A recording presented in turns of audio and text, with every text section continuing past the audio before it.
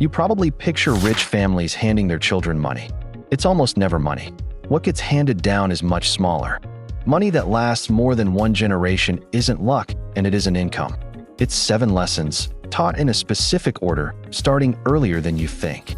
And lesson number 7 decides whether the money survives at all. Nobody taught you a single one of them. Almost nobody is ever taught the 7th, so it lands last. Every one of them is learnable at any age, including yours. Here they are, all 7, in the order a child meets them. Lesson 1, around 5. Money is a trade. Every yes is a no. Lesson 2, around 7. The number gets said out loud. Lesson 3, around 9. Waiting has a price worth paying. Lesson 4, around 11. Money is hours of your life. Lesson 5, around 13. Some money is not for spending. Lesson 6, around 16. You buy the thing and the breakdown. And lesson 7, late teens, the one that decides all of it. That's the whole list. Now we do them properly, because knowing them isn't the same as being taught them. And the order matters more than any single lesson. First, one thing this list is not. This isn't parenting advice. You don't need a child to use it. Every lesson here is a gate you can still walk through yourself. Nobody handed you the manual for this. So here it is. These families aren't smarter. They teach money the way you teach swimming. Early, in small pieces, years before it ever matters. And all 7 point at one moment. I call it the handoff. The handoff is where money changes hands and either survives or doesn't. If that's the education you never got, subscribe. Now, lesson 1. Lesson 1 lands around age 5, and it is brutally simple. Money runs out, so choosing one thing means losing another. In practice, they get a small fixed amount, never topped up. They spend it on the first bright thing. The day ends there. Nobody rescues them. Nobody lectures them either. That afternoon teaches more than a year of being told. Skip it, and you get an adult who sees purchases separately, never as trades. The car payment never connects to the missing holiday. So cap one category tonight, and refuse to top it up. Which category would hurt most to cap? Tell me below. Then, lesson 2. Lesson 2 arrives around 7. It is about volume, not secrecy. In these houses, money gets discussed at the table, in plain numbers. Not a fight, not a whisper, just the actual figure. A child hears, "That's more than we planned," without hearing a crisis. Therefore, money becomes something you look at, not something you dread. Skip it, and silence turns into shame, then into avoidance. You get an adult who knows their income, not their spending, who leaves envelopes unopened on the counter for a week. What you refuse to look at, you can never steer. So say your own number out loud once a week. It is the cheapest money habit there is. Lesson 3 lands around 9, and adults miss this one most. A want and an urge feel identical for about 2 weeks. Waiting is the only thing that tells them apart.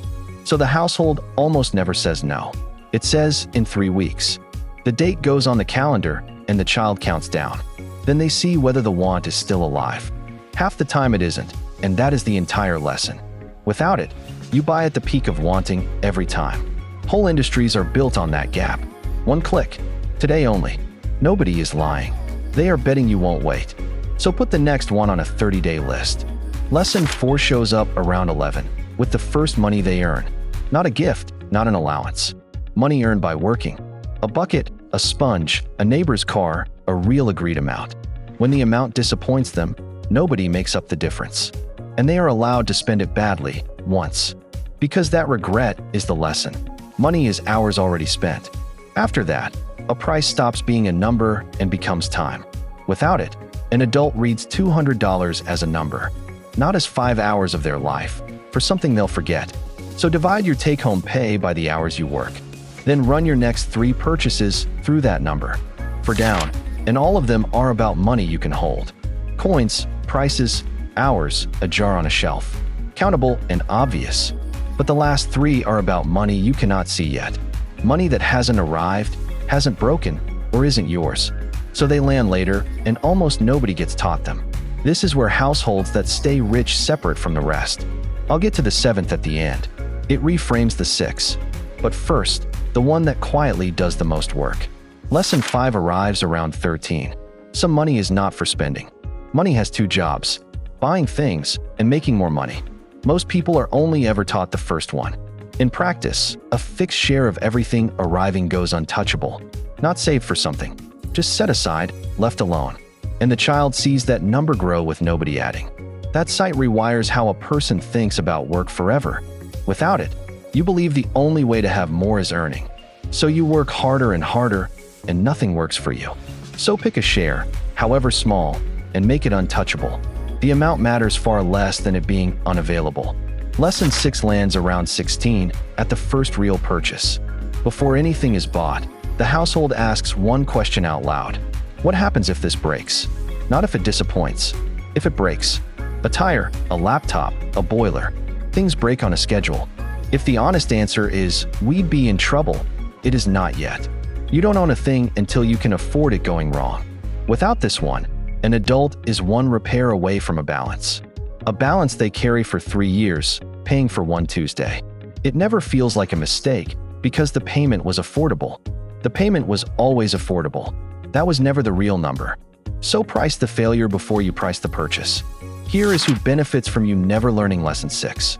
Every monthly payment is built for people who can afford the payment, not people who can afford the breakdown. Different people entirely. Nobody is lying. The number on the page is real. It is just the smaller half of what you'll pay. So before your next big purchase, ask what going wrong costs, and whether you could cover that this month without borrowing. If the answer is no, you haven't been cheated. You've been warned. Which brings us to lesson 7, the one that decides it. It lands last, in the late teens, and it sounds strange. The money is not a prize you won. You are holding it for whoever comes after you, and you are judged on the condition you hand it over in. In practice, the child watches money leave on purpose to someone absent. A relative helped quietly. A roof repaired instead of a kitchen. A decision made for a person who does not exist yet. Nobody announces it. The child just sees it happen, repeatedly. Therefore, money stops being a scoreboard and becomes something in their care. And that shift is the difference between having money and keeping it. Here is why lesson 7 decides whether the other 6 survive. Without it, every dollar is terminal. It exists to be finished. You can be brilliant at the first 6 and still empty it. Budget perfectly, wait patiently, set money aside, and still spend it. Because nothing tells you the money is meant to continue. So you can win the entire game and still lose the money. The pile dies with the person who built it every time. Which is why money that lasts isn't luck and isn't income. It is 7 lessons, in order, ending with one about somebody else. That is lesson 7. The handoff isn't an event at the end. It's a job you've been holding the whole time. Now the part that matters if nobody did this for you. You aren't the end of a chain. You can be the start. And being first is a far bigger job than being 5th. The person you hand it to doesn't have to be a child. It can be a sibling, a friend, someone you'll never meet. It can be your 60-year-old self, counting on you right now. All 7 are learnable at any age, including yours, tonight. So pick one, not 7. One with a jar and a date. One lesson you install beats 7 you merely agreed with. That is how the handoff starts, and it starts with you. If this finally made it click, hit like. It genuinely helps. Especially the people who were never taught a single one. And one honest question before you go, because I'm curious. Which of the 7 were you never taught? Tell me below. One number is enough. I read every one of them. Nobody hands you this manual. That is what this channel is for. So subscribe, and take the rest one lesson at a time. Money that lasts more than one generation was never about the money. It was 7 lessons, in order, starting earlier than anyone says. You didn't get them. You can still give them. Starting with the only one that ever mattered. The handoff.